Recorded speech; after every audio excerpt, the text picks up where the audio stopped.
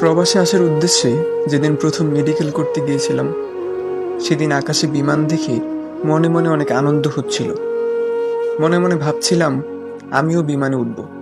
মনের ভেতর আনন্দ ছিল অনেক। তারপর যখন ভিসা বের হলো, তখন থেকেই কেন জানি না মনটা প্রচণ্ড খারাপ হয়ে গেল। মনে মনে ভাবতাম বাবা মা ভাই বোন সবাইকে ছেড়ে চলে যেতে হবে। এই ভেবে রাত্রিবেলা বসে বসে কান্না করতাম। যখন আমার বিদেশে আসার ডেট ফিক্সড হয়ে গেল, তখন আমি প্রচণ্ড ভেঙে পড়েছিলাম। আর যেদিন বিমানে উঠলাম, সেদিনই যেন আমার মুখ থেকে হাসিগুলো ছিন্ন বিচ্ছিন্ন হয়ে গেল। বিমানে উঠে জানালার ধারে বসে নিজেই নিজেকে প্রশ্ন করলাম, আজকে তো আমার আনন্দ পাওয়ার কথা, তবে চোখে পানি কেন? আমি ভেবেছিলাম দিনটা খুব আনন্দের হবে, কিন্তু বিশ্বাস করেন, আমার জন্মের পর থেকে এরকম জঘন্য দিন আমার জীবনে আর কখনোই আসেনি।